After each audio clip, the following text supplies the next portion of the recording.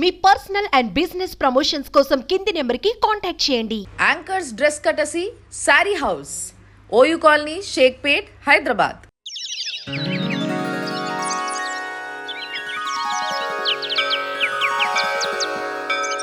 కౌసల్యా సుప్రజా రామపూర్వా సంధ్యా ప్రవర్తతే. ఉత్తిష్ఠ నరశార్దూలా కర్తవ్యం దైవమాహ్నికం. సుమన్ టీవీ ప్రేక్షకులకి నమస్తే. 100 ఏళ్ల ఆలయం సనాతన వైభవానికి స్వాగతం. Sponsored by Sharma gold company.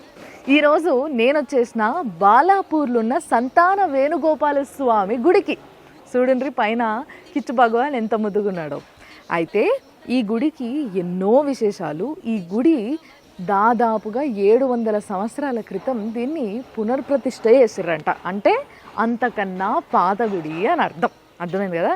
కాబట్టి ఇప్పుడు లోపలికి పోదాము. నిజంగా చెప్తున్నా కదా, ఈడికి వచ్చిన వాళ్ళకి కొంగు జాసి నాకు పిల్లలు కావాలని కోరుకున్న ప్రతి ఒక్కరికి పిల్లల్ని ప్రసాదించిండంట ఆ గోపాల స్వామి. మరి ఆ స్వామిని కల్లారా చూసి మనసారా మొక్కుకోవాలి కదా. పాండ్రి పోదాము. అట్లనే గుడి కూడా చూపిస్తే చాలా అద్భుతంగా అందంగా ఆ పాత స్ట్రక్చర్ చాలా బాగుంటుంది.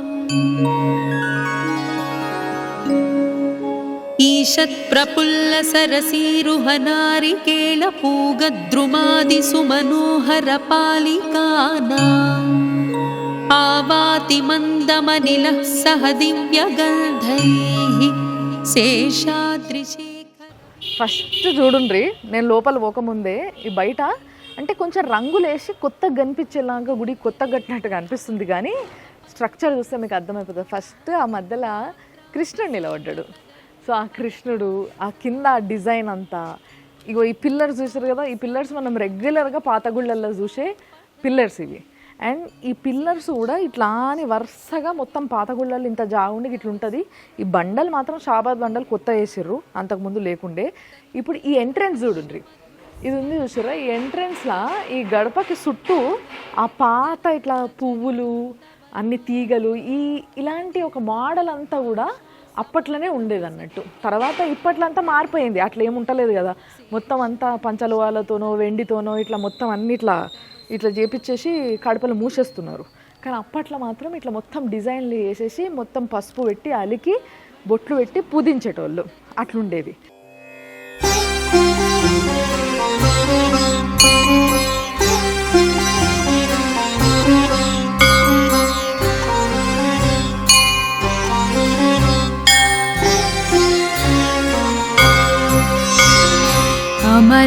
అమలకనకవర్ణం ప్రజ్వలత్ పావకాక్షం సరసిజనిభవక్త్రం. ధ్వజస్తంభం ఇక్కడ నిలబడితే స్వామి అందంగా ఇక్కడి నుంచే కనబడుతుంది తెలుసా. పటుతర ఘనగాత్రం కుండల. ఇది పాత ధ్వజస్తంభం, ఇది కొత్తది. అంటే ఏమో మీరు బాగా గమనించారో లేదో కానీ నేను మాత్రం బాగా గమనించిన ఏంటంటే, పాత గుళ్ళల్లో ఎందుకో ధ్వజస్తంభాలు ఒక పక్కకు ఉండేవి. లేకపోతే ఆ ధ్వజస్తంభం ఎక్కడైతే ఆ స్వామి ఫస్ట్ ఉండేనో అక్కడ ఇట్లా కడుతుండేనో ఏమో తెలియదు. ఎందుకంటే అన్ని సంవత్సరాల చరిత్ర కలిగిన గుళ్ళు కాబట్టి ఆ ఇన్ఫర్మేషన్ మనకు ఎవరికి ఇస్తలేరు ఇప్పుడు. కానీ ఇది పాత ధ్వజస్తంభం చూసారు కదా. పైన అట్లా ఏమి ఉండకుండా, లేకుంటే ఒక చిన్న ఏదన్నా ఒక స్ట్రక్చర్ ఉంటుంది అంతే, లేకుంటే అంతకన్నా ఏముండదు. ఈడ మాత్రం ఆంజనేయ స్వామి ఉన్నాడు. ఉత్తిష్ట విరజాకాంత త్రైలోక్యం. ఇది పాతది, ఇది కొత్తది, కొత్త ధ్వజస్తంభం. సో ఇడికెళ్ళి రాగానే గుడి చుట్టూ ఒక పెద్ద రౌండ్ కొట్టేసి అంటే ప్రదక్షిణ చేసేసి లోపలికి పోవాలి. ఈడనేమో యజ్ఞాలు యాగాలు చేస్తారు. ఈడ మంచిగా లోపల కూర్చునేటందుకు నలుగురికి జాగా, ఆడ యాగం చేసేటందుకు ఆడ ఇట్లా హోమగుండం వేసారు అన్నట్టు. ఇక ఇప్పుడు చూడండి మొత్తం విష్ణుమూర్తి అవతారాలన్నీ మీకు ఇట్లా వరుసగా చూపిస్తాను నేను ఇప్పుడు. చూడండి, ఇప్పుడు గుళ్ళ ఫస్ట్ మత్స్యావతారంతోనే కదా ఆయన అవతారాలు మొదలయ్యేది. అందుకోసమే ఫస్ట్ మత్స్యావతారం. దాని తర్వాత మన పాల సముద్రం చిలికేటందుకు ఆయన్నే పాపం మొత్తం బేస్ అయి కూర్చున్నాడు. ఆయన్నే ఈ కూర్మ అవతారం, విష్ణుమూర్తి యొక్క కూర్మ అవతారం. దాని తర్వాత భూమిని అట్లాని ఇట్లా కొమ్ములపైన ఎత్తిన మహావీరుడిన ఆయన్నే వరాహావతారం. మనం నెక్స్ట్ వరాహావతారం తర్వాత నారసింహావతారం. ఆయనని నమ్ముకుంటే ఎక్కడైనా నేనున్నా, ఇక్కడ అక్కడ అక్కడ ఎక్కడా లేదు, అంతటా నేనున్నా అని నిరూపించుకున్న గొప్ప రూపం, గొప్ప అవతారం అది. ఆయనే నరసింహస్వామి. దాని తర్వాత వామన అవతారం. వామనుడి రూపంలో చాలా ముద్దుగా ఉండేటోడంట స్వామి.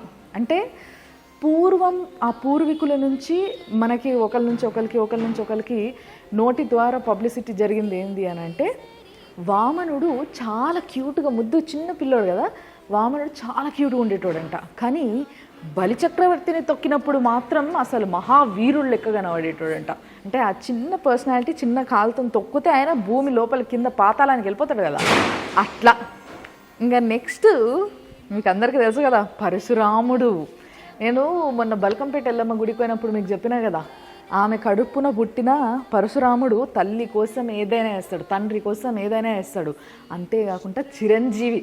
అంటే ఇప్పుడు కూడా ఏదో ఒక అవతారంలో ఎక్కడనో ఒక దగ్గర ఉండొచ్చు, మన చుట్టే తిరుగుతుండొచ్చు, సూక్ష్మ అవతారంలో చెప్పలే. దాని తర్వాత శ్రీరామచంద్రుడు.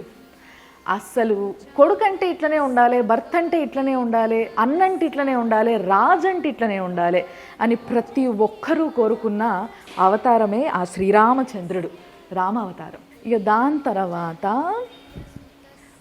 బలరామ అవతారం. ఎస్, బలరాముడు అంటే ఇది ఎట్లుండే అంటే శ్రీకృష్ణుడు బలరాముడు. అంటే శ్రీకృష్ణుడి కన్నా బలరాముడు పెద్దోడు కాబట్టి కొంచెం ముందు పుట్టిండే అన్నట్టు. సో ఆయన అవతారానికి స్పెషాలిటీ ఏంటంటే, నెక్స్ట్ శ్రీకృష్ణుడు పుడతాడు కదా, ఆయనకి ఫుల్ సపోర్ట్ చేసుడు అన్నట్టు. అదే ఆయన అవతారం స్పెషాలిటీ. చాలా బలవంతుడు, బలశాలి. అంతేకాకుండా ఆయనకి కూడా ఈక్వల్ ప్రిఫరెన్స్ ఇచ్చిండ్రు శ్రీకృష్ణుడు పక్కనే ఉండంగా. అంటే ఆయన ఒకటే కదా అది. దాని తర్వాత నా ఫేవరెట్ శ్రీకృష్ణుడు, కృష్ణ అవతారం. సో ఈయన కన్నా ముద్దు మాటలు, ముద్దు చేష్టలు. అసలు ఏ తల్లైనా వాళ్ళ కొడుకు పుట్టినప్పటి నుంచి ఆ తల్లి ఎంతవరకు ఉంటుందో అంతవరకు ఒక్కసారైనా కన్నయ్య అని పిలుచుంటుంది. అలాంటి అవతారమే ఈ శ్రీకృష్ణుడు అవతారం. దాని తర్వాత కలికి అవతారం. ఈ అవతారాన్ని నేను మాత్రం చూడాలనుకుంటలేను, మీరు ఎవ్వరు కూడా చూడాలని అనుకోకుండ్రు. ఎందుకంటే మొత్తం నాశనకాలం వచ్చినప్పుడు ఆయన బయటకు వస్తాడు ధర్మాన్ని స్థాపించేటందుకు. ఆ ధర్మాన్ని మనం కాపాడుకుంటే పాపం ఆయననే మనల్ని దీవించిపోతాడు. ఆయన్నే ఈ కలికి భగవాన్.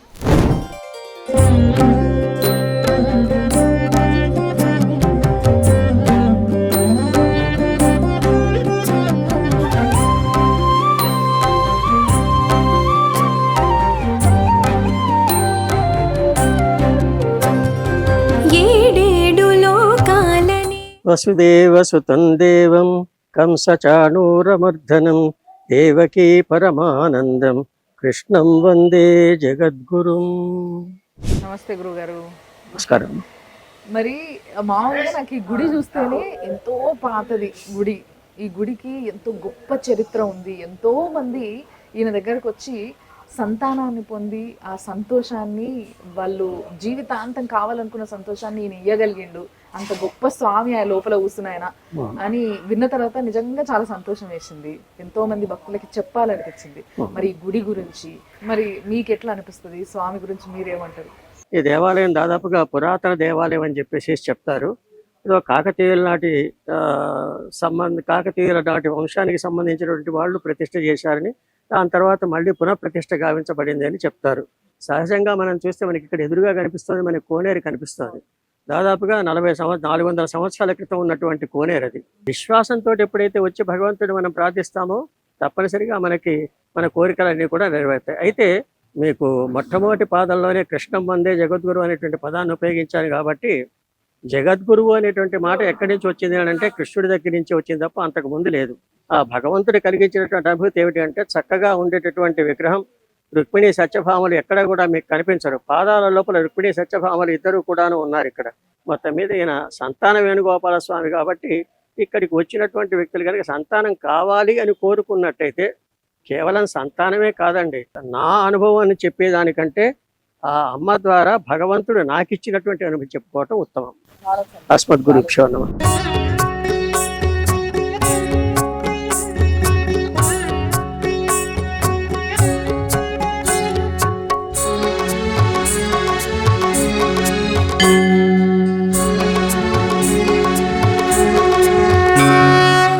కార్యక్రమం చేసినా ఫస్ట్ ఇక్కడ టెంకాయ కొట్టేసి వెళ్తా. సంతాన వేణుగోపాల స్వామి టెంపుల్లో కోరుకున్నది ప్రతి ఒక్కటి ఖచ్చితంగా జరుగుతుంది.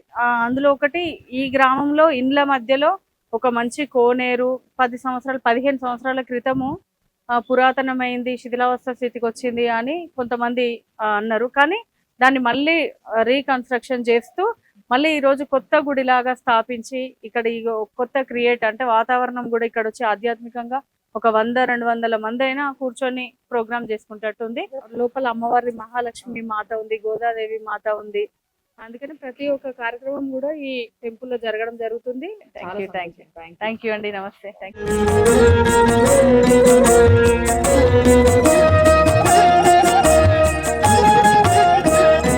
ఒక ప్రదక్షిణ వేసి వచ్చినాం కదా, ఇప్పుడు లోపల పోదాము.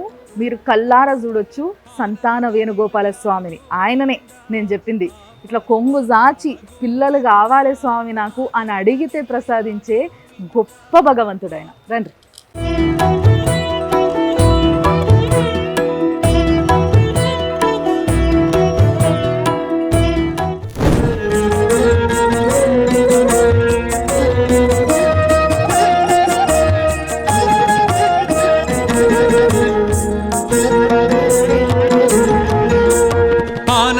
నిలయ గోవింద ఆపద్బాంధవ గోవింద, ఆనంద నిలయ గోవింద ఆపద్బాంధవ గోవింద, అంజనాద్రీశ గోవింద ఆశ్రిత వత్సల గోవింద, అంజనాద్రీశ గోవింద ఆశ్రిత వత్సల గోవింద, అలంకార ప్రియ గోవింద అనాథ రక్షక గోవింద, అలంకార ప్రియ గోవింద అనాథ రక్షక గోవింద, ఆండాళ్ నాయక గోవింద అక్రూర వరద గోవింద.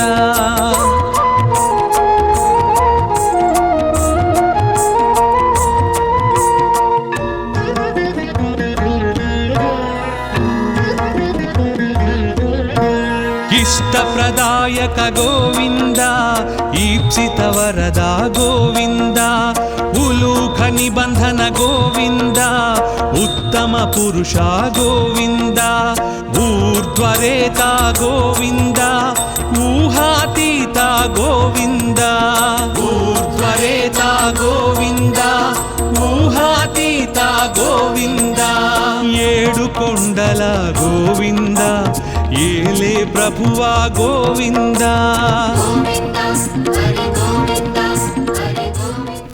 మరి ఇక్కడ ఏమేం పండుగలకి ఎలాంటి సంబరాలు జరుగుతాయి? ముఖ్యంగా సంతాన వేణుగోపాల స్వామి కాబట్టి వచ్చిన తల్లులు ఎలాంటి అంటే ఒక కోరిక తీరడానికి ఒక పద్ధతి ఉంటుంది ప్రతి గుళ్ళో. కొంతమంది ముడుపులు పెడతారు, కొంతమంది దీపాలు పెడతారు, కొంతమంది నైవేద్యాలు పెడతారు, ఇట్లా రకరకాలు ఉంటాయి. సో ఆ పద్ధతి ఏంది అనే విషయాన్ని మనం ఇప్పుడు పంతులు గారితోనే మాట్లాడి తెలుసుకుందాం. స్వామి నమస్తే. నమస్తే. బాగున్నారా? బాగున్నాము. మరి ఇక్కడ ఈ గుళ్ళ సంతాన వేణుగోపాల స్వామి అని పేర్లోనే ఉన్నది. చాలామంది ఎన్నో సంవత్సరాలుగా పిల్లలు లేనోళ్ళు పిల్లల కోసం అని స్వామిని వేడుకునేటందుకు వస్తారు. ప్రతి గుడికి ఒక పద్ధతి ఉంటుంది వేడుకునేటందుకు. అంటే వచ్చిన వాళ్ళు ముడుపులు కట్టుడు, లేకపోతే అర్చనలు చేయించుకున్నాడు, అభిషేకం చేయించుకున్నాడు, ఏదో ఒక పూజ ఒక విధానం ఉంటుంది. మరి ఇక్కడ ఆ స్వామిని వేడుకునే విధానం ఏంది? భక్తుల గురించి చాలా మంచి విషయాన్ని అడిగారు. ముందుగా చెప్పాలంటే ఈ ఆలయంలో మేము చేసిన వారిని సంతాన వేణుగోపాల స్వామి వారిగా మనం పూజించుకుంటాం. అయితే ఈ సంతాన వేణుగోపాల స్వామి అంటే ఒక సంతానాన్ని మాత్రమే కాదు ఇచ్చేది, స్వామివారి అన్ని కోరికలు తీరుస్తారు. ప్రధానంగా సంతానాన్ని అనుగ్రహిస్తారు. తర్వాత అంటే వివాహం జరగకుండా ఇబ్బంది పడే వాళ్ళకి వివాహాన్ని కూడా అనుగ్రహిస్తారు. తర్వాత ఇది కృష్ణాలయం.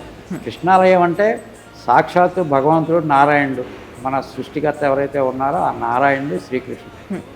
ముఖ్యంగా సంతానం గురించి ఎవరైతే పూజ చేయాలని చెప్పి అనుకుంటారో వాళ్ళకి చేసేదాన్ని శ్రీకృష్ణ వ్రతం అని చెప్పి ఒక దాన్ని చేస్తారు. శ్రీకృష్ణ వ్రతం అంటే స్వామివారికి మొత్తం షోడశోపచార పూజలు అని చెప్పి నిర్వహిస్తారు. షోడశోపచార పూజలు అంటే స్వామివారికి కైంకర్యాలు ఉంటాయి.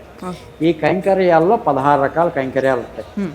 ఆ 16 రకాల కైంకర్యాల్లో అర్ఘ్యమని, పాద్యమని, ఆచమనీయమని, తర్వాత పుష్పార్చన, తర్వాత నివేదన, మంగళహారతి, ఇలా మొత్తం 16 రకాలు ఉంటాయి.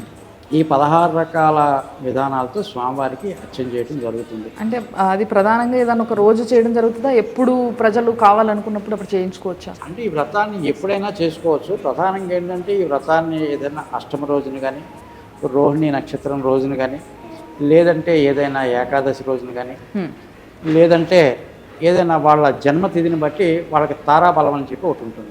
వాళ్ళ భార్యాభర్తలు ఎవరైతే ఉంటారో వాళ్ళ భార్యాభర్తల యొక్క తారాబలాన్ని బట్టి చేసుకోవచ్చు. దీనికి ఏంటంటే ఈ మూఢముతోనూ వీటితో సంబంధం అయితే ఉంది. తర్వాత ఇంకోటి ఏంటంటే ప్రధానంగా ఎవరైతే వివాహం జరగకుండా వివాహం ఆలస్యం ఇబ్బంది పడుతుంటారో వాళ్ళు కూడా రుక్మిణీ కళ్యాణం అని చెప్పి ఒకటి నిర్వహిస్తారు. ఆ రుక్మిణీ కళ్యాణం జరిపించుకుంటే త్వరగా వివాహం జరుగుతుందని చెప్పి పూర్తి విశ్వాసం ఉంది ఇక్కడ. ఎందుకంటే స్వామివారు రుక్మిణీ సత్యభామ సమేతంగా వేయించేసి ఉన్నారు. ఎప్పుడు జరుగుతుంది ఆ కళ్యాణం? కళ్యాణం అనేది మామూలుగా జరిగేది ఇక్కడ మామూలుగా ఈ ఆలయాన్ని ప్రకారం ఇక్కడ మాఘ పౌర్ణమి రోజున చేస్తారు. ఓకే. ప్రతి సంవత్సరం మాఘ పౌర్ణమి రోజున ఉత్సవంగా చేస్తారు. ఆ రోజు విశేషంగా చేస్తారు. కాకపోతే ఎప్పుడైనా కావాలనుకుంటే వాళ్ళు ముందుగా జరిపించుకోవచ్చు, వాళ్ళకి కావాల్సిన రోజున చేయించుకోవచ్చు. అలాగే ఏంటంటే ఈ యొక్క ఆలయంలో ప్రధానంగా కృష్ణాష్టమి జరుగుతారు. శ్రావణ మాసంలో వచ్చే కృష్ణపక్షంలో వచ్చే అష్టమి రోజున శ్రీకృష్ణుడి జనం ఆ రోజున కృష్ణాష్టమి అనేది ఉత్సవాన్ని వైభవంగా జరుపుతారు ఈ ఆలయంలో. అలాగే ప్రతి వైష్ణవాలయంలోనూ ధనుర్మాసం అనేది ప్రాముఖ్యత కలిగి ఉంటుంది. శ్రీ మహావిష్ణువుకి అతి ప్రీతికరమైనది ధనుర్మాసం. ఆ ధనుర్మాసం అనేది ఈ యొక్క ఆలయంలో కూడా చాలా వైభవంగా జరుగుతుంది. ప్రతి వైష్ణవాలయంలోనూ ధనుర్మాసం అనేది చేసి తీరాలి, దాని వైభవం ఉంటుంది. అటువంటి ధనుర్మాసం గోదామ్మవారు చేస్తారు.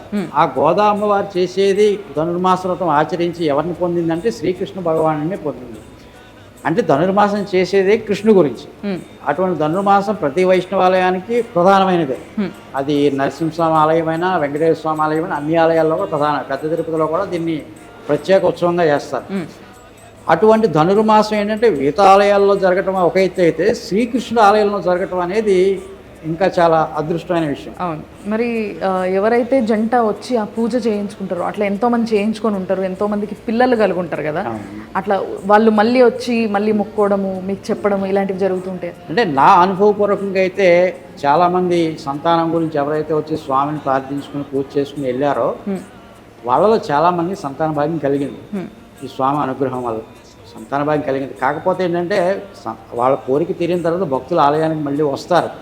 వచ్చిన తర్వాత అర్చకుడిగానే ఉంటాను కాబట్టి చెప్తారు, స్వామి ఇలా వచ్చాము, ఈ కోరిక తీర్చుకున్నాం, స్వామి దయ వల్ల. నాదయ్యేం కాదు ఇక్కడ, ఎందుకంటే ఏదైనా స్వామి దయ్యే. నేను మధ్యవర్తిని మాత్రమే అర్చకుడిని.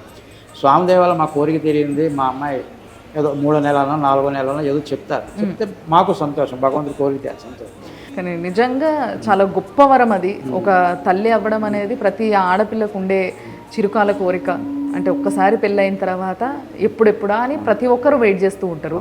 సో అలాంటి కోరికను తీర్చే స్వామి లోపల కూర్చొని చల్లగా తల్లిల కడుపులను కాపాడుతున్నాడు అని అంటే అంతకన్నా గొప్ప ఇంకేముంది. ఇది ప్రత్యక్షంగా చాలామంది కూడా వివాహం ఆలస్యమైన వాళ్ళు కూడా చాలామంది వచ్చి స్వామిని దర్శించుకొని పూజల సంగతి పక్కన పెట్టండి. పూజలు కొంతమంది చేసుకునే స్థాయి ఉండొచ్చు, చేసుకునే స్థాయి ఉండకపోవచ్చు. పూజ నువ్వు చేసుకున్నా చేసుకోకపోయినా చాలామంది వివాహం ఆలస్యమైన వాళ్ళు వచ్చి స్వామికి ఒక నమస్కారం చేసుకుని ఆయన కష్టాలు చెప్పుకుంటే వివాహం జరిగిన వాళ్ళు కూడా చాలామంది ఉన్నారు. భగవంతుడు ఎప్పుడు కూడా ధర్మానికి కట్టుబడి ఉంటాడు, సనాతన ధర్మానికి కట్టుబడి ఉంటాడు.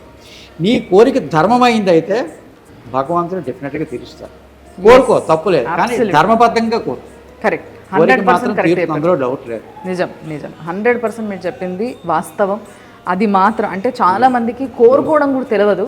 వాళ్ళకి స్వామి చెప్పినట్టుగా కోరుకునే కోరికల ధర్మం ఉంటే ఆయనైనా తలంచాల్సిందే ఆ కోరిక తీర్చేటందుకు. నిజంగా చాలా మంచి మాట చెప్పారు, చాలా సంతోషం. Thank you. జై శ్రీమన్నారాయణ.